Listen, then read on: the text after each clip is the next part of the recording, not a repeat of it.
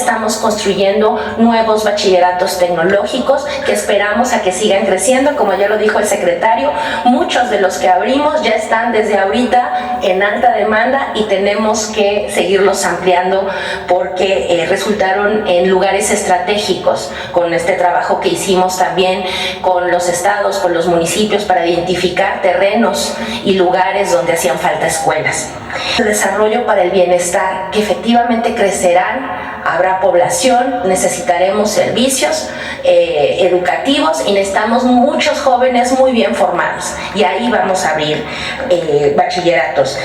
Y también identificamos 2 de los programas o 3 de los programas que hacen una enorme justicia social que ha impulsado nuestra presidenta. El Plan General Lázaro Cárdenas, que va alrededor de toda la cuenca del Balsas, el Plan Integral de la Zona Oriente del Estado de México, que desde el programa de este año fue intervenido de manera muy acuciosa, porque en el Estado de México tenemos una de las matrículas más grandes de educación media superior y queremos que todos estén en la escuela. Y también, por supuesto, todos los planes de justicia.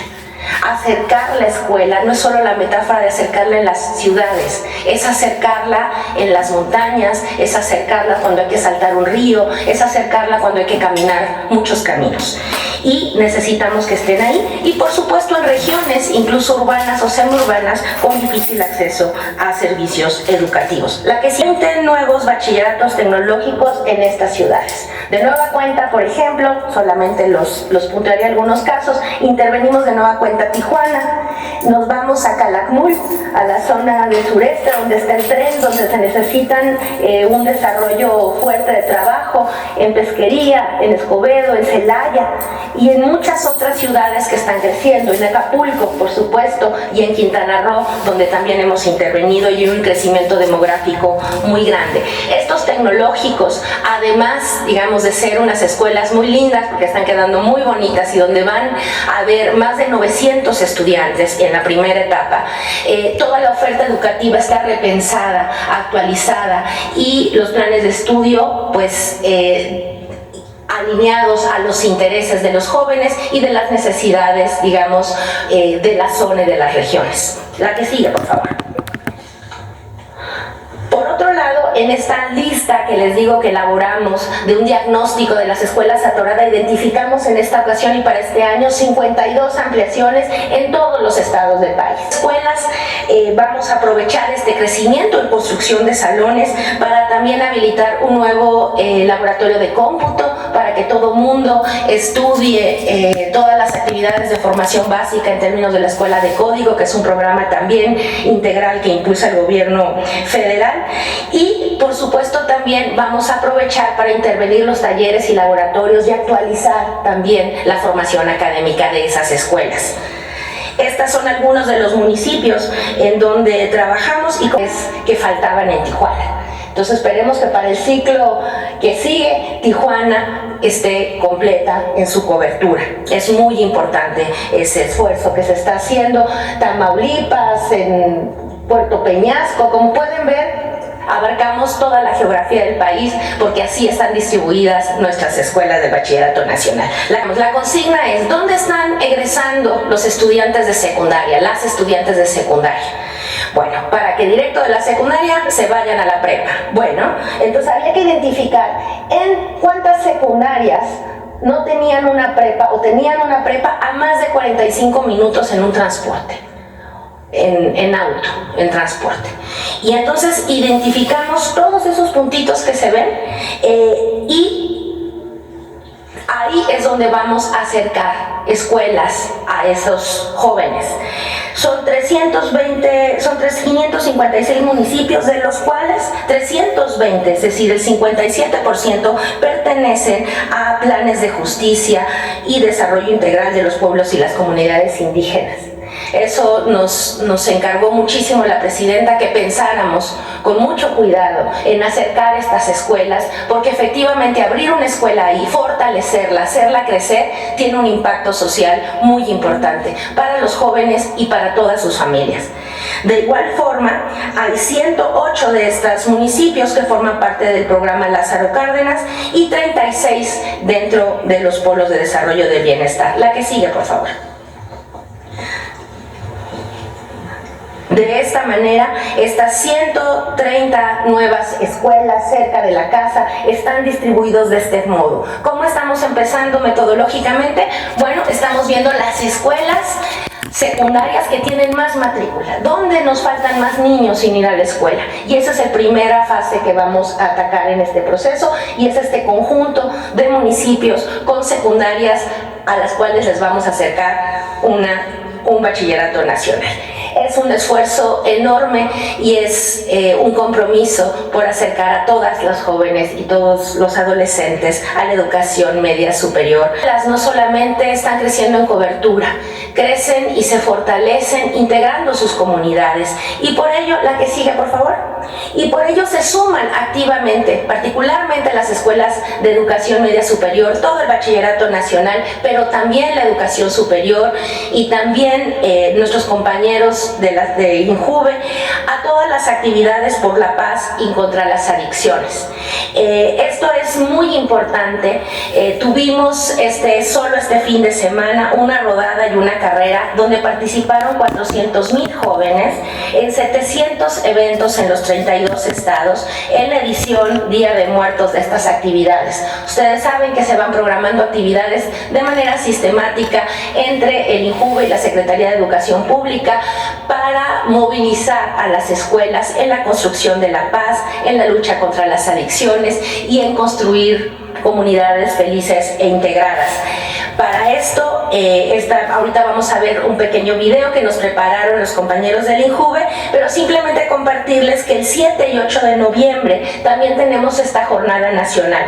Participamos particularmente las secundarias, el bachillerato nacional y las instituciones de educación superior. ¿Qué hacemos en esas jornadas? En esas jornadas trabajamos con las y las juventudes de México en función de todos los contenidos que en términos de cultura de paz, de cuidado de la salud, de erradicación de las adicciones, hemos trabajado en los salones, en los patios, en las actividades que hacemos en las escuelas, y movilizamos a las escuelas como un actor sustantivo de sus comunidades. Por eso, en esas jornadas, además de hacer las actividades en la escuela, en muchas ocasiones las comunidades las escuelas salen a sus comunidades y participan en actividades recreativas, pedagógicas, deportivas, artísticas, comunitarias. Se están moviendo los jóvenes de nuestro país. Si pasamos a la que sigue, vemos el video, por favor, y con eso terminaría, Presidenta, la presentación. Muchísimas gracias.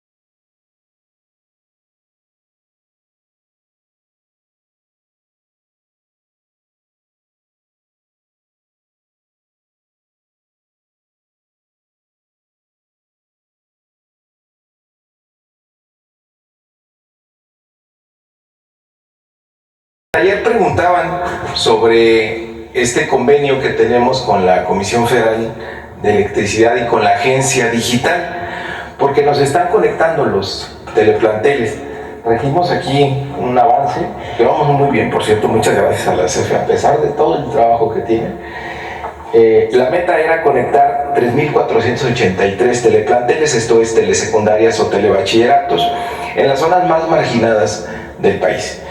Y están terminando la CFE antes de lo previsto.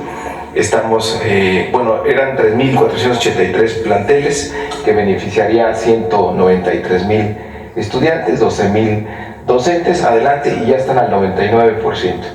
Uno dice 92, pero en realidad es 99%. Ahí están ubicados estos teleplanteles. Tania acaba de presentar, si nos regresamos un poco, un mapa donde se hizo un diagnóstico, un análisis con una metodología muy interesante nos vamos para atrás, por favor, donde está el mapa de México, ahí mira, donde se hizo un diagnóstico, un análisis de revisar las secundarias que les quedaba más lejos la preparatoria.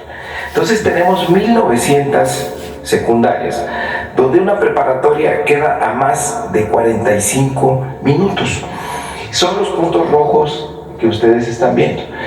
Entonces va a haber 130 nuevos bachilleratos, que hoy se les conoce como telebachilleratos, pero que la presidenta nos ha pedido que hagamos una revisión de cómo funciona el telebachillerato, además que todos tengan tecnología, es decir, que todos tengan un aula de cómputo y que tengan conectividad. Entonces vamos a cambiar el modelo educativo porque forman parte del bachillerato nacional. Entonces esas 130 acciones, adelante, van a atender justamente las necesidades, la que sigue, donde sea 130. Estas 130 se van a determinar a partir de la distancia. Sí, por eso es que se están construyendo preparatorias que queden cerca de la casa de los jóvenes, porque eso funciona. Entonces, estos serán telebachilleratos o el nuevo modelo que se está desarrollando, y esto va a reducir de manera importante el promedio de tiempo que los jóvenes se tienen que desplazar de su secundaria a la preparatoria. Esto con esta lógica de acceso. Entonces, en resumen, son 130 nuevas escuelas a partir de este... Varios lugares. Dije que íbamos a construir una preparatoria que quedaba cerca de la casa. Una chica en Jalisco hizo construir más preparatorias que queden cerca de la casa. Saliendo de la secundaria, vayan directo a la preparatoria. Ya no va a hacer el examen de 2025. Bueno, ese TikTok que se hizo hiperviral, ahora que fui a una de las comunidades en Puebla afectadas por las lluvias, me recibieron como 20 niños y niñas y todos cantando: vamos a hacer una preparatoria que quede cerca de la casa.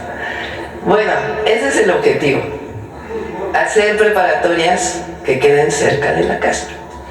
Entonces, pon otra vez el primero, porque es muy importante. Lo primero que hicimos este año fue unificar a todas las preparatorias, tecnológicos, de educación media superior, en lo que llamamos el bachillerato nacional.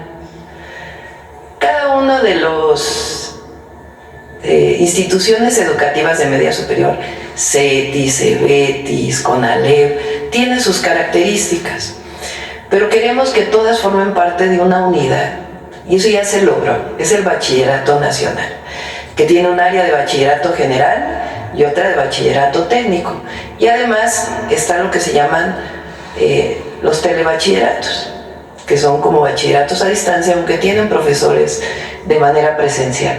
Entonces, no es que todos tengan el mismo plan de estudios, pero sí unificaron un esquema de enseñanza que tiene que ver con aprender, tiene que ver con incorporar los nuevos conocimientos, pero también tiene que ver con que las y los jóvenes, los adolescentes, se la pasen bien en la escuela, que estén divertidos, que estén contentos y que sea parte también de su formación como personas, no solamente de su formación académica.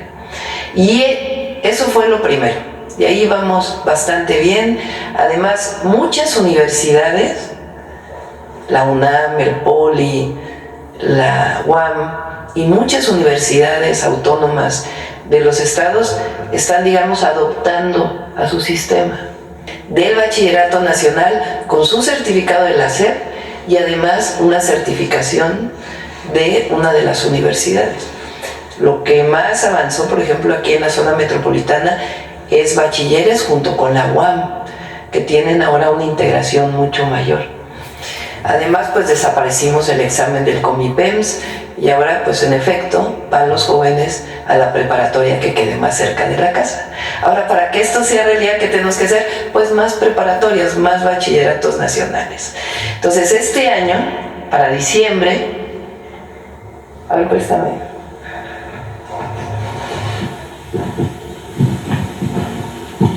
Este año, para diciembre, ya están toda la infraestructura, ya están estudiando, en algunos casos en los mismos lugares, en otros casos a distancia, pero este diciembre ya queda toda la infraestructura que nos propusimos durante el 2025, que representan 44.685 lugares, en 88 acciones. Son 20 preparatorias nuevas, completamente nuevas, otras que ya existían y se amplió la matrícula, y otras que en las secundarias que no tienen turno vespertino, en la tarde van a tener su bachillerato nacional.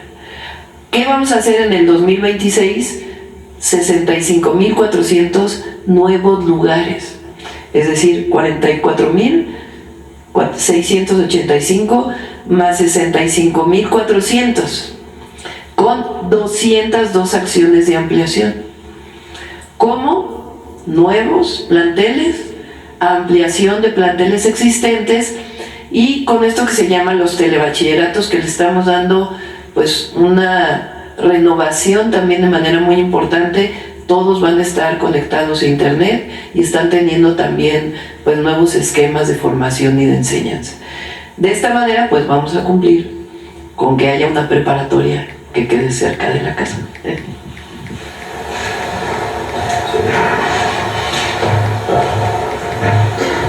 Listo, ahora sí vamos a las preguntas. Como se imaginarán, pues para mí es una felicidad enorme sobre el tema de...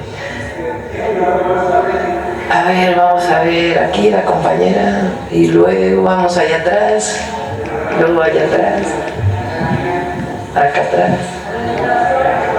Adelante. Gracias, Presidenta. Buenos días, Celsin Juárez de noticiasdefrente.com. Una pregunta, si me permite, al Secretario de Educación, saber si ahora con estas inundaciones, Secretario, ya se tiene un estimado de los libros de texto que se perdieron en estos estados afectados. Al final, bueno, es material que utilizan las y los niños. Si ya se tiene la cifra de cuántos libros se van a reimprimir y cuál sería el costo, y también si se va a apoyar con alguna beca para uniformes.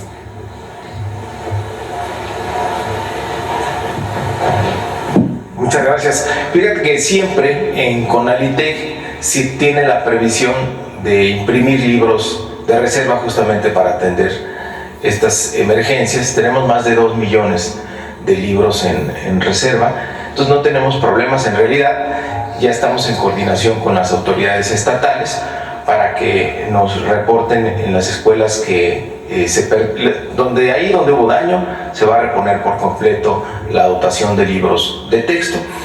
Las autoridades estatales están verificando en sus bodegas si les hacen falta a partir del stock que tienen, y nosotros estamos listos para surtir por parte de Conalitec. No tenemos que reimprimir. No tienen todavía la cifra exacta. La cifra exacta no, pero estamos ya, la podemos sacar. ¿Y algún apoyo para uniformes también? Se ha planteado el apoyo para útiles escolares, porque pues vas a las escuelas y los niños dejaron ahí su mochila, sus libros casi siempre se quedan ahí, entonces se perdió todo eso. Entonces la presidenta hizo la propuesta de que en las escuelas afectadas no solo se repongan los libros de texto, sino también que se les dé una dotación de útiles escolares a los niños y a las niñas. Gracias, Secretario. Presidenta, muchas personas me piden que denuncie en este espacio de la mañanera algún suceso de maltrato animal, ayudado y protección animal. Señora Presidenta, la mayoría de las personas indignó una imagen que trascendió fronteras, el caso de la osa mina en el Parque Zoológico La Pastora. Sin embargo, hay otros animales invisibilizados que no entran en la NOM de especies protegidas, pero que sufren por igual y que también padecen una sarna muy grave, o quizá peor, y mueren lentamente en las calles. El doctor Álvarez Puga ayer en Estados Unidos, presuntamente fue por algo de su situación migratoria, pero bueno, recordemos que aquí en México se le acusa por fraude. Sí, estamos esperando toda la información de la Fiscalía lo pregunté hoy en la mañana, en el Gabinete de Seguridad y espero que no sé, en unas horas podamos tener toda la información. ¿Algo sobre su extradición todavía no se sabe? Sí, la idea es que se envíe a México. Okay. Sí. Presentó impedir que la Suprema Corte resolviera 2 litigios que promovió contra créditos fiscales. Pues sí tenía conocimiento de esto, Presidenta. Ya no voy a entrar en detalles, ya esto le corresponde a la Corte. Nada más que pague. Toma chocolate y paga lo que debes. Su caso ante la Corte Interamericana de Derechos Humanos acusa al gobierno federal de una sistemática persecución, así lo llama, después de... Toma chocolate, paga lo que debes. 8 de cada 10 mexicanos confían en las instituciones de seguridad federales, en labores de seguridad, el 88.3% en el Ejército Mexicano, el 88.1% en la Marina, la Fuerza Aérea con el 86.7% y la Guardia Nacional con el 75%. ¿A qué atribuye esta alza y buena percepción en las Fuerzas Armadas, Presidenta? Tiene mucho reconocimiento en las Fuerzas Armadas, en nuestro pueblo, muchísimo. Que una parte muy importante del reconocimiento tiene que ver con sus labores en los momentos de desastres naturales, como fue el caso de las lluvias de ahora. El aplauso, el cariño, el reconocimiento de la gente. Cuando llega la Marina, cuando llega el Ejército, ahora la Guardia Nacional, es muy grande y además su entrega, como lo he dicho, es enorme. Así que eso es parte de lo que explica pues este reconocimiento popular a las Fuerzas Armadas. ¿Y esta confianza ahora en labores de seguridad específicamente? Sí, en todas las labores, es muy importante. Y fíjense, contrario a esta idea de la militarización y nada que ver con... Y eso es algo muy importante, no en cualquier país. Pero el tema de nada más me quedé... Es muy serio lo que nosotros planteamos y tiene sustento técnico en el tema de el pago de los impuestos. Que sepa todo México que no es subjetivo, que no hay un tema de afectar a un empresario o un grupo empresarial. Es un tema técnico que tiene que ver con auditorías fiscales que se hicieron y que dan un monto muy importante de impuestos y que durante mucho tiempo se ha venido amparando este grupo empresarial y pues está a punto de resolver la Suprema Corte de Justicia. Pues nosotros vamos a acatar lo que diga la Suprema Corte y a seguir dentro del marco jurídico todo lo que se tiene que hacer. Pero es algo serio, no es algo que tenga que ver con un asunto personal o un asunto contra algún grupo o que estemos politizando un asunto. Sencillamente es una definición que viene desde 2008 de un pago que se tiene que hacer al erario público para beneficio del pueblo de México. Entonces, tiene mucha seriedad el cálculo que se está haciendo. Y la alcaldesa de Tlalpan, Gabriela Osorio, dieron a conocer que en esta alcaldía pues los delitos de alto impacto han disminuido y también el homicidio doloso disminuye en Tlalpan, pues una alcaldía que usted tuvo el privilegio de gobernar, Presidenta. La alcaldesa Gabriela, muy querida por la gente, es una joven brillante que está haciendo muy buen trabajo y bueno, acompañada de la jefa de gobierno. Ahí en Tlalpan aprovecho para anunciar, bueno, ahora ya no son mis vecinos, ¿verdad? Porque ya vivimos en la Cuauhtémoc, pero pues viví en Tlalpan por casi 35 años. Ahí vamos a hacer una preparatoria y una Universidad Nacional Rosario Castellanos. Es algo que desde que fui jefa delegacional era un sueño que teníamos y se va a hacer en un terreno que era la antigua casa de Durazo. Este terreno al gobierno de la ciudad en realidad es un terreno muy grande y ahí queremos construir la universidad, un campus de la Rosario Castellanos y una preparatoria más. Hay 2 preparatorias o 3 del Instituto de Educación Media Superior al mejoramiento de la vida y de las opciones para todas las y los jóvenes de Tlalpan. ¿Ya yo no, o todavía sigue? Se las damos después, pero sí, el próximo año se inicia la construcción. Y también en otro tema, el mantenimiento profundo de la línea 1 del metro de Observatorio a Patitlán, pues ya se va a inaugurar el 16 de noviembre. Preguntarle qué opinión le merece, pues que ya se va a inaugurar este proyecto que usted inició. Pues se hizo una nueva línea realmente. La línea 1 del metro, la primera línea que se inauguró en el 69, ¿sí? 69. José Alfonso debe que se acuerde de todas las fechas. 1969. Pues ya tenía muchísimos problemas. Conecta un montón de líneas, las otras líneas del metro, con excepción de una, y con el metrobús en muchísimos lugares y con el trolebús. Entonces, en noviembre, ahora mediados de noviembre, ya se inaugura la nueva línea 1. Y lo que es precioso, la verdad, ¿ustedes fueron el domingo? Bueno, vamos a ir porque la verdad es algo, de veras quedó hermosísima la terminal de Observatorio. Son 5 pisos,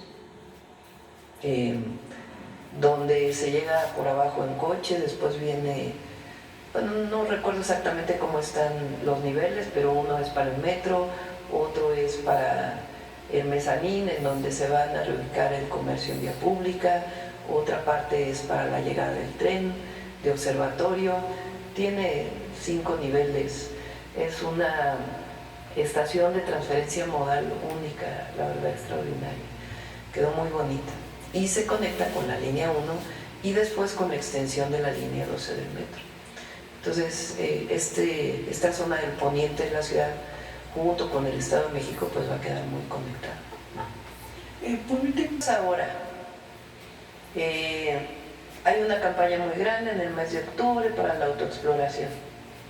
Si la mujer detecta algún nódulo o algún problema, entonces debe acudir a que se haga una mastografía y un ultrasonido, si lo determina el técnico o el médico. Se hace la mastografía, a veces pues no hay suficientes, y después ¿quién la interpreta? Pues tiene que ser un médico especializado que interprete para ver si tiene algún problema o no, o qué tipo de problema, y de ahí pues explicarle a la mujer pues cuál fue el problema que encontró. O puede tener un tumor cancerígeno, pues tiene que ir a un hospital para que se le pueda hacer una biopsia, y en la biopsia un patólogo determinar si en efecto tiene células cancerígenas o no. Si se detecta que tiene células cancerígenas, pues tiene que entrar un tratamiento. ¿Qué es lo que pasa ahora en México? Primero, no hay suficientes mastógrafos y ultrasonidos para poder determinar el estudio, y además se recomienda que todas las mujeres vayamos por lo menos una vez cada 2 años a hacer. Y eso es lo que queremos atender pues con todo el programa que presentamos. Entonces son 1000 mastógrafos y ultrasonidos que tienen que tener sus técnicos, de ahí 20 centros de interpretación adicionales a los que ya existen para que a distancia se pueda interpretar, y un centro oncológico para mujeres en cada entidad de la República, para que puedan acudir ahí en caso de una biopsia, o en caso de que desafortunadamente se tenga un tumor cancerígeno, poderse tratar de inmediato. Mientras más cortos sean esos tiempos, más puede salvar la vida de tal manera que a finales del 2027 pues ya tengamos todo el programa establecido y salvemos vidas. Educación, y que la CONADE es parte también de la SEP. Pues en estos días se ha destacado la participación de los deportistas en distintas categorías.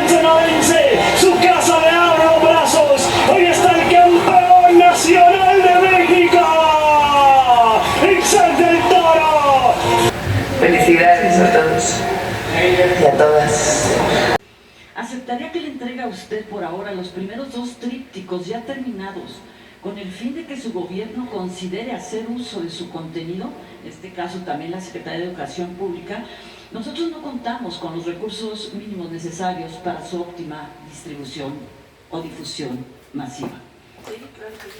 Aquí los dejo, uno de ellos trae el logo de la Secretaría de Educación Pública.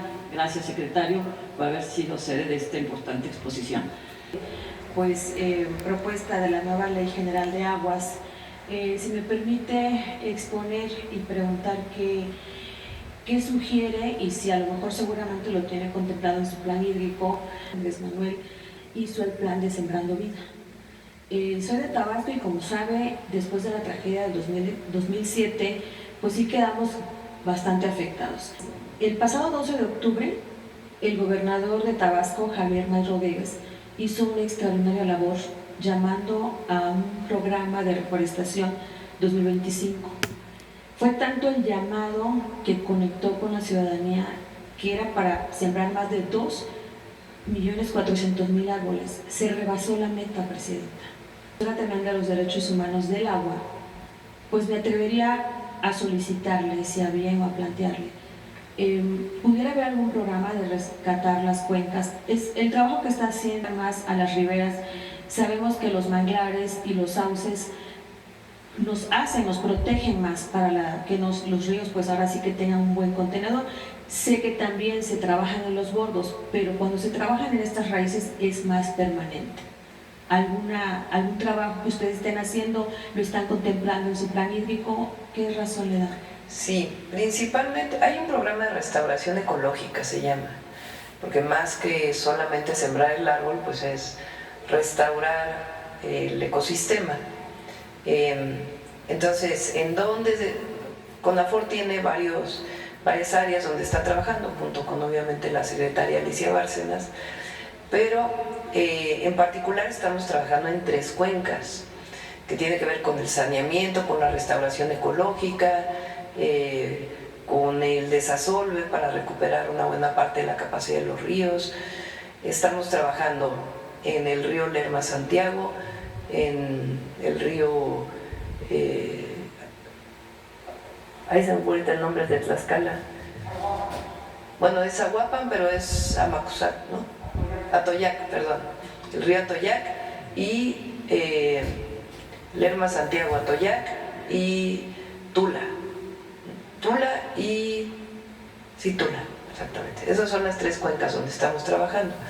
Y ahí es un programa integral. Además, se está trabajando en este momento en la presa Endó, que es una presa que lleva pues las aguas de desecho de la zona metropolitana del Valle de México, en la recuperación también de su espacio y en su saneamiento. Se está trabajando, hay un programa especial que es parte del programa Lázaro Cárdenas en el lago de Pátzcuaro. Queremos recuperar pues las antiguas terrazas que se hicieron para evitar la erosión del suelo. Se está trabajando en distintas cuencas, además, repito, de lo que normalmente hace la CONAFOR. Y en las escuelas, ahorita que está el secretario, ¿habrá algún programa para concientizar a los niños, a los jóvenes, para poder integrarse a esto? Que no sea nada más el día del medio ambiente, que no, nada más sea un día fortuito, sino que sea ya como un hábito, pues, para poder... Pues está en la materia de educación ambiental, ¿no es cierto? Es parte de la nueva escuela mexicana. Hace tiempo había iniciado el programa de educación ambiental con una materia, pero se ha reforzado. Y en la educación media superior también está. Entonces, evidentemente, el programa Sembrando Vida pues es fundamental, pero estamos trabajando, y si quieren lo presentamos aquí en todo el programa de reforestación y restauración ecológica. Muchas gracias, presidenta. En la CANAFO Ciudad de México a Elena Poniatowska. El día que estuvo del fomento a la cultura, y ahorita que está el secretario, pues sabemos todo lo que Elena Poniatowska ha dado a México, y preguntarle, presidenta, si consideraría ponerle el nombre de Lenita para honrarla, ya sea en una de esas bibliotecas, en alguno de los salones de las escuelas. Sí, nosotros en la ciudad le pusimos el nombre de Elena a una de las preparatorias. Creo que es la de Iztapalapa, si mal no me acuerdo. Ah, no, la de Iztapalapa es Pérez Gay, José María Pérez Gay. Es la de Álvaro Obregón, yo creo, que se llama Elena Poniatowska. Y sí, vamos a considerar que cada preparatoria lleve el nombre, y dado que estamos con las mujeres, pues podemos recuperar los nombres, y a Elenita, pues claro que sí. Gracias, Presidenta. Para terminar... De Gustavo Madero, Elena Poniatowska. Okay.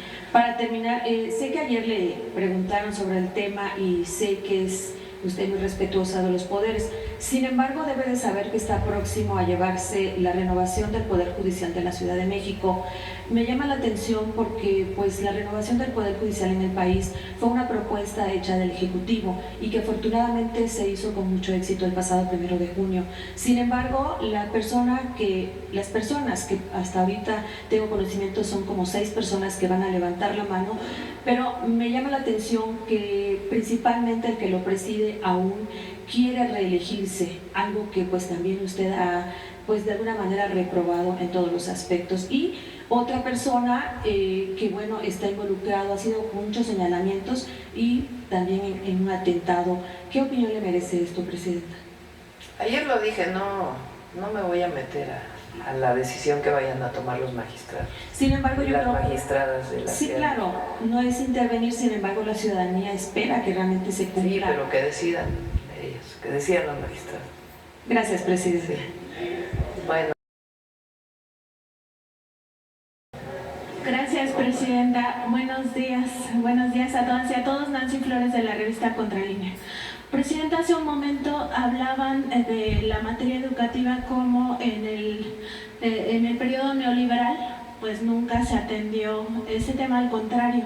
Y quizá no recordamos, pero en la época de Ernesto Zedillo, que ahora pues vuelve a la carga con sus mentiras acerca de la democracia mexicana, pues él justamente llevó a cabo una gran represión contra un movimiento estudiantil, el CGH, en la Universidad Nacional Autónoma de México, que se opuso en 1999 a la privatización de la universidad.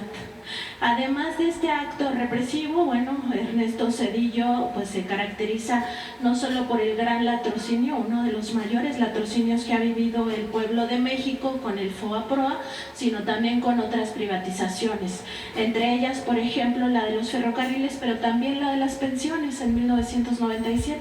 Y hay que hacer memoria porque los mexicanos, las mexicanas, le seguimos pagando a él una pensión vitalicia a través del Banco de México, que este año 2025 nos va a costar 1.700.000 pesos. Ernesto Zedillo también fue en su momento, su familia política, investigada por narcotráfico. Se le vinculó al cártel de Colima. Además de este tema, pues también es responsable de otras masacres, ¿no? Está, por ejemplo, el Charco, el Bosque, Aguas Blancas, Acteal. Eso ocurrió en ese sexenio.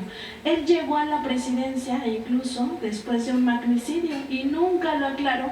Y ahora viene a hablar de que en México no existe la democracia cuando el pueblo de México por primera vez tiene en su poder la decisión de elegir al gobierno que lo representa, y ahora también no solo al ejecutivo y legislativo, sino también al judicial. Preguntarle, Presidenta, sobre esta hipocresía y también este cinismo de personajes del pasado que vienen pues a seguir diciendo mentiras. Bueno, ya mencionaste muchas de las desgracias de aquella época. Y sí, en efecto, ayer, después de haber mencionado este tema, esta falsa defensa de la democracia, porque es eso. En realidad, los 36 años de neoliberalismo, supuestamente hubo alternancia entre el PRI y el PAN, que sigue siendo el PRIAN, por más que quieran diferenciarse. Mientras no cambiara el modelo económico, podía haber alternancia. Lo que no querían es que hubiera una transformación en el país. Eso para empezar durante los 36 años. Pero en efecto, el sexenio de Zedillo estuvo caracterizado por muchas medidas antidemocráticas, muchísimas. Bueno, la primera con la que empezó, desapareció la anterior corte y puso la suya, porque así fue. Llegó al gobierno, presentó una propuesta para modificar la Constitución, quitó a todos los que estaban en la corte, pero a diferencia de ahora, que quien los nombró fue el pueblo, él los decidió.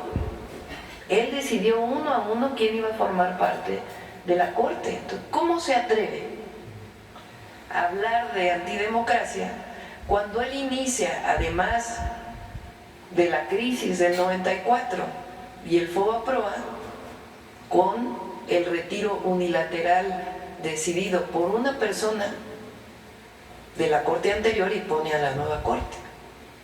Y después, como bien tú dices, pues todas las historias de represión que hubo durante su sexenio, de persecución política y de antidemocracia también que se vio en lo económico, porque ¿quién decidió la privatización de los ferrocarriles? ¿Quién decidió las medidas económicas que se tomaron? Entonces, fue un sexenio caracterizado por la antidemocracia. ¿Qué dice él? Yo permití que hubiera transición del PRI al PAN. No, bueno, ese lo pactó con Estados Unidos, dicho por la Bastida. Entonces, ¿cuál democracia?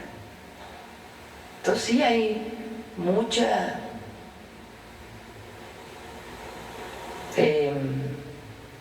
podemos llamarle hipocresía, podemos llamarle interpretación de acuerdo a su visión, pero lo cierto es que en México hoy hay más democracia que en el sexenio de Zedillo. Eso, por más que digan lo que digan, es una realidad, porque la democracia es que el pueblo elija. Claro, quien no tiene el respaldo del pueblo, pues quiere otras formas de reconocimiento. Ahora, nadie habla de que las minorías no estén representadas en el Congreso, tienen que estar. Pero de ahí a decir que estamos acabando con la democracia, que la 4T está acabando con la democracia, pues es absoluta falsedad. Como ahora lo que está de moda, la libertad, la palabra libertad que favorita de la derecha. ¿Cuál libertad buscan ellos? La libertad del mercado. Mientras unos se mueren de hambre porque tienen salarios bajos, como ocurrió durante 36 años con el neoliberalismo, pues, ¿cuál libertad? La libertad del mercado, sin ninguna intervención, porque eso es a lo que apela. Entonces, en realidad es una falsa libertad y es una falsa democracia la que defiende. La verdadera libertad es la que se vive hoy en México. Que tenemos problemas en el país, pues nadie lo niega y estamos trabajando para atenderlos. El problema es si queremos regresar al pasado autoritario, al pasado antidemocrático, al pasado en donde por el bien de todos primero los ricos, o ni siquiera por el bien de todos primero los de mero arriba, o regresar a una situación en donde el poder económico regrese a gobernar a México. Esa es la pregunta. ¿Queremos seguir avanzando por el camino de la transformación de derechos para todas y todos los mexicanos, de libertades, de democracia, de independencia, de soberanía, o queremos regresar al pasado de entrega, de antidemocracia, de autoritarismo, de represión, de falta de libertad de expresión, y donde quien gobierna es el poder económico? Esos son los dos proyectos de nación. y hay quien sigue defendiendo el pasado. Entonces, qué bueno que lo mencionas, porque en efecto, muchos jóvenes, hay jóvenes que hoy tienen 25 años, nacieron en el año 2000 y había acabado el sexenio de Zedillo, o nacieron en el 2006, ni siquiera les tocó el desafuero o el fraude electoral del 2006, y hay que recordar la historia, porque si no, se cometen los mismos errores. Presidenta, en el tema del empresario Álvarez Puga, saber si también se tiene información de su esposa, la presentadora Inés Gómez Montt. Nosotros hemos consultado el expediente y sabemos que dentro de las acusaciones que ha hecho la Fiscalía General de la República por lavado de dinero y también por crimen organizado, pues estaría implicada esta pareja del empresario presuntamente facturero, porque entre los dos habrían constituido estas empresas fantasma para defraudar más de 3,000 millones de pesos a la Secretaría de Gobernación en el sexenio de Peña Nieto. Entonces, saber si tienen información al respecto, si ella también fue detenida y si estaría el proceso de extradición. Sí, vamos a esperar a que nos dé la última información la Fiscalía y con gusto, porque es la Fiscalía quien tiene el caso, para saber exactamente si se está pidiendo extradición, si es deportación, bajo qué condiciones fue detenido y también si está involucrada la persona que dices. También preguntarle, porque la semana pasada la Cámara de Diputados aprobó cambios en el tratamiento del IVA para las aseguradoras, esto en la Ley de Ingresos 2026, para prohibir que se siguieran acreditando estos recursos como propios. Esto se da en un contexto en el cual las aseguradoras venían litigando mucho este tema para no pagar, pero también en la discusión del Congreso se aprobó que estas aseguradoras paguen solamente 20,000 millones de pesos correspondientes a 2025 y no los aproximadamente 175,000 millones que se estaban calculando. Saber, Presidenta, cómo se llegó a este acuerdo, porque ya también hay quienes dicen que se trata pues de una condonación, aunque no se les ha puesto este término, pero sí pues este beneficio. Es al revés, ellos toman la decisión finalmente de pagar el 2025 y el SAT decide pues, aceptarlo del 2025 e iniciar con el nuevo pago, ya incorporando pues todas las consideraciones que estaban planteadas. Todo seguía en litigio, no había una decisión final. Finalmente las propias aseguradoras dicen pagamos 2025. Y entonces se incorpora en la ley y a partir del 2026 comienzan a pagar lo que antes no pagaban. O sea, se aclaró nada más el tema. Sí, se aclaró.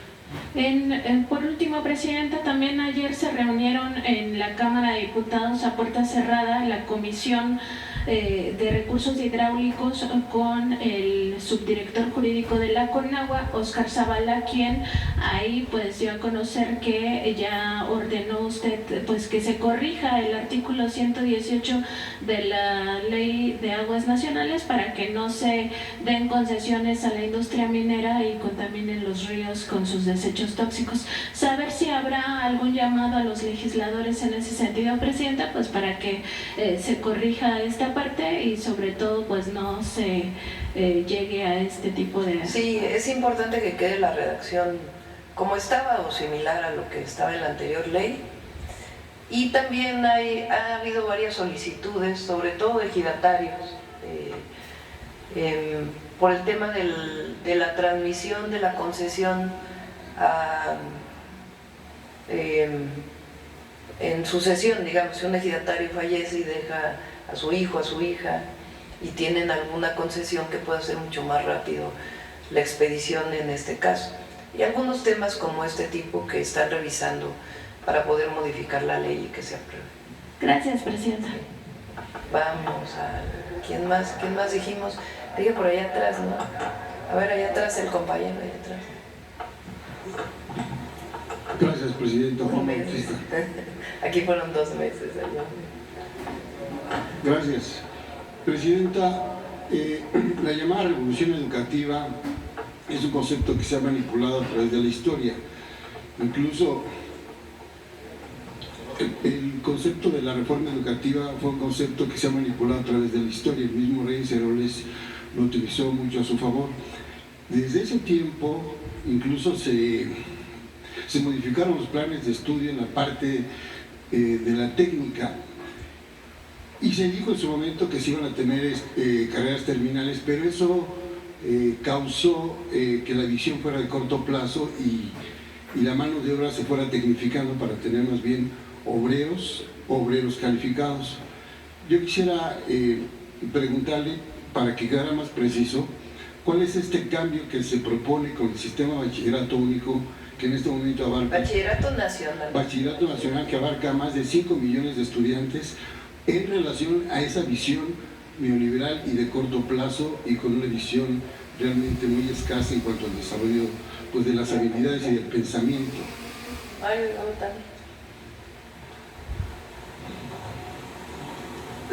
Muy buena tu pregunta y nos da la oportunidad de dar más información sobre el concepto del bachillerato nacional.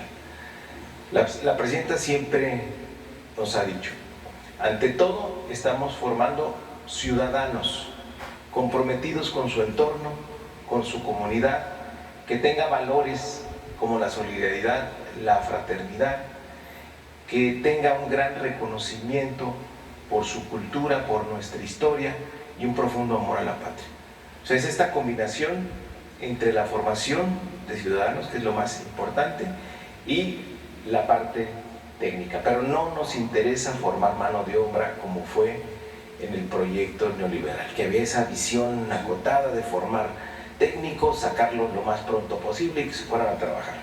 No, ese no es el objetivo del bachillerato nacional. Por eso tanto énfasis en el marco curricular común, también en las habilidades socioemocionales, para que puedan tener una buena interacción de los jóvenes a partir del respeto, del reconocimiento de los demás, y que tengamos una convivencia sana. También hay en la nueva escuela mexicana ejes transversales, por ejemplo, como el de vida saludable, que enseña a los jóvenes también a cuidarse ellos y en su entorno, con el medio ambiente. Entonces hay mucha claridad en eso, que no se trata de formar mano de obra. Sí hay la actualización curricular, sí se incorpora, porque el sistema educativo no puede estar ajeno a lo que está pasando, por ejemplo, con las tecnologías de la información.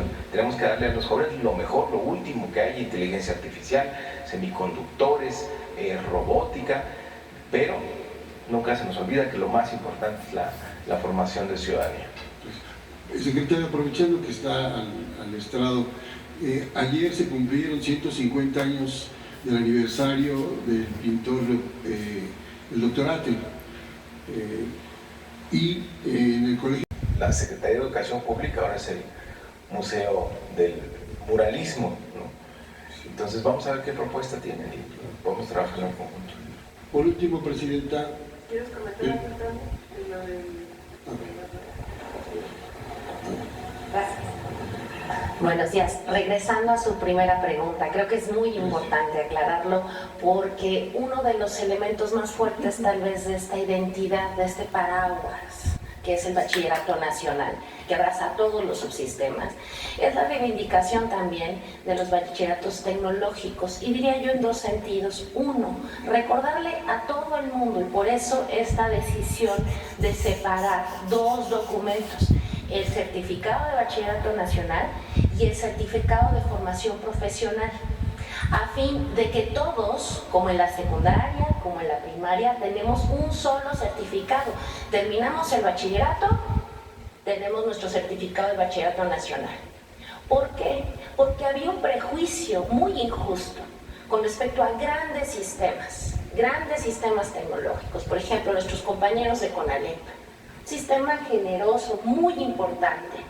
Y durante mucho tiempo, fíjese la injusticia, efectivamente, la gente cursaba CONALEP y no se les permitía, no se les reconocía como bachillerato, sino que era formación técnica, y no podías entrar a la universidad y tenías que cubrir otro. Después cambió la ley y no necesariamente cambiaron los planes de estudio, y se dijo que el CONALEP ya cubría bachillerato. Mucha gente sigue pensando eso y queremos desmontar esa idea. Todas nuestras escuelas, todas son el bachillerato nacional, todas van a dar su certificado. Y esta integración, en este caso, con la nueva escuela mexicana y a partir de la reforma de la Ley General de Educación que se hizo en el sexenio anterior, hay una intención integral de la visión educativa. No solamente en la formación, ¿se acuerdan de ese concepto de las competencias? Había solamente que saber hacer algunas cosas que particularmente le interesaban al mercado y otras no. Y se desvalorizaron, por ejemplo, muchas áreas de estudio o muchos nuevos campos que son muy importantes y que el país necesita, no solamente por los saberes que significan, sino porque nos hace mejores personas. Por ejemplo, la filosofía, saber bien biología, incluso las matemáticas como pensamiento complejo. Todo eso decían, no, que aprendan un poquito y que se vayan a trabajar. Bueno, ahora esta Ley General de Educación y después todos los cambios que fortaleció la nueva escuela mexicana articula los conocimientos en esto que decía el secretario: formar buenas personas, formar ciudadanos y formar seres, hombres, mujeres libres en el sentido verdadero de la palabra, que es decidir tu proyecto de vida con información, tener una cultura científica, humanística, saber leer, amar la poesía, conocer literatura, todo. ¿Qué pasó en el bachillerato tecnológico? Las dos cosas. Estamos mejorando todos los planes y programas de estudio que se nos habían vuelto muy viejitos y que necesitábamos actualizar. Y en eso estamos trabajando ¿con quién? Con los sectores productivos, sí, escuchando las necesidades, sobre todo, digamos, de los polos económicos en una lógica de bienestar, pero trabajando fundamentalmente también con las universidades. Por eso esos certificados nos los van a apoyar las grandes universidades nacionales y las universidades autónomas estatales, lo que además en este caso nos, digamos, manda el mensaje de que los chicos y las compañeras egresadas de la prepa se vayan a la universidad y que estas formaciones profesionales también les orienten en términos de hacia dónde quieren ir o les den habilidades generales. Y dos, todos los bachilleratos tecnológicos, ahora con el bachillerato nacional, tienen un piso común de formación integral. Es decir, en bachilleratos donde no había filosofía, no se enseñaba historia, no se enseñaba literatura, hoy tenemos un piso común que construye también identidad, que construye libertad y que construye la imaginación general. Entonces, digamos, el fortalecimiento es un fortalecimiento integral y viene justo de esta visión humanista que viene desde la reforma de la ley y que llamamos la nueva escuela mexicana. Gracias por su respuesta. Por último, Presidenta, ya leí su libro, lo recomiendo ampliamente. Y el número 1 en ventas, sí, una de las plataformas. Sí, tiene una prosa ligera, es intimista, de análisis político de largo alcance, con un lenguaje sencillo, que eso es muy difícil de lograr en los escritores y más en los políticos. Esa es mi opinión personal. Me llama la atención que casi en la mitad del libro, Presidenta, usted está con Mario Delgado, está consultando con Mario Delgado y los equipos cuando están desarrollando la encuesta para ver quién va adelante. Y usted lo declara aquí, dice, no sabía, así dice el presidente Andrés Manuel, a los desafíos y a los grandes problemas que nos estábamos encontrando. No estaba bien enterado, tuvimos que explicarle. Si nos puede comentar ese paréntesis, por favor. Sí, es una parte del libro donde platico un recorrido que hicimos en Sonora. El gobernador de Sonora, Alfonso Durazo, además de ser gobernador de Sonora y un gran compañero, es el presidente del Consejo Nacional de Morena. Cuando se hizo aquella encuesta para que definiera el pueblo de México, encuestas porque fueron varias, quién iba a representar a Morena, a la alianza, porque participaron también por el PT y por el Verde, esta encuesta donde participamos 6. Había la idea de que el presidente López Obrador estaba metido todo el tiempo en el proceso, y la verdad es que no es cierto. No, él no supo pues cómo se desarrolló la encuesta, qué fue lo que pasó, sino sencillamente al final supo el resultado. Y pues ahí cuento que fue complejo. Mario estaba de presidente de Morena. porque cada uno de nosotros eligió una encuestadora, después nombramos unos representantes que en una mesa de trabajo pues se reunían con los otros representantes, cómo se iba a hacer la encuesta, cómo íbamos a vigilar que la encuesta que habían elegido los otros la íbamos a supervisar. Fue un proceso de mucho aprendizaje, pero pues que no se había hecho nunca, porque no era una encuesta como antes que daba el resultado de un candidato, sino varias encuestas elegidas por nosotros para darle transparencia al proceso. Entonces, ahí platico que en ese recorrido íbamos creo que de Puerto Peñasco a... Sí, por ahí. Sí. A Guaymas, ¿no? No. Íbamos exactamente a Desemboques. Ahí fuimos platicando durante todas esas horas. Pues entre Alfonso y yo decíamos, ¿te acuerdas de esto? Y te acuerdas de esto, y ya el entonces presidente López Obrador nos dijo, a ver, platíquenme bien cómo estuvo. Y ahí platicamos. Gracias, presidente. Bueno, ¿quién más? A ver, el compañero allá atrás que no preguntó. No, Sonora preguntó hace 3 días. Sonora Power presentó hace poquito. El compañero que está delante de él, y luego enfrente para que...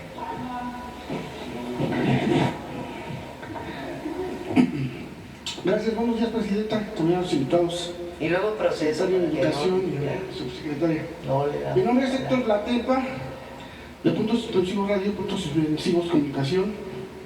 Y sobre el tema, agradezco que estén aquí grandes personajes del tema de educación, porque en especial, pues, quiero tocar un tema específicamente que es del Instituto de Educación Media Superior de la Ciudad de México, del IEMS, que es una de las instituciones más nobles y transformadoras del país.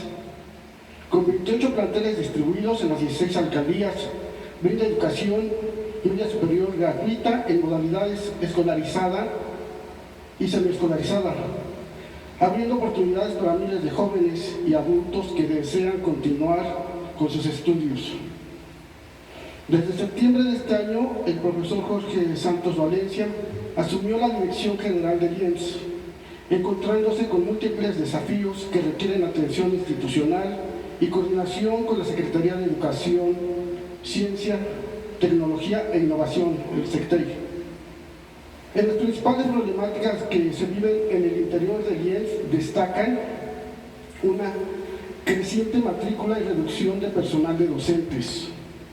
Cada semestre aumenta el número de estudiantes, pero no así el de profesores, lo que repercute en la calidad educativa y la atención personalizada que caracteriza al IEMS. 2. Profesores sin reconocimiento de antigüedad. Existen docentes con años de servicio que no han sido reconocidos plenamente, lo que les impide acceder a su legítimo derecho de jubilación. Muchos de ellos continúan dando clases a pesar de su avanzada edad y del desgaste físico y emocional acumulado. Recordemos que el instituto por lo menos tiene 25 años de su existencia, y estos profesores, cuando empezaron, no había un reconocimiento, no había un contrato, por lo tanto 4 o 5 años que estuvieron sin su seguro, por eso es que no les están reconociendo de esos 5 años de los cuales se iniciaron, y lo que ellos quieren es llegar a un acuerdo con las autoridades de la Ciudad de México, del instituto, para que se les sea reconocido esos 5 o 7 años y puedan ya jubilarse, ¿no? Creo que ahí podría ser algo no tan complicado, pero bueno, lo pongo aquí en la mesa. 3. Vulnerabilidad laboral en el sistema semiescolarizado. Los docentes del sistema semiescolarizado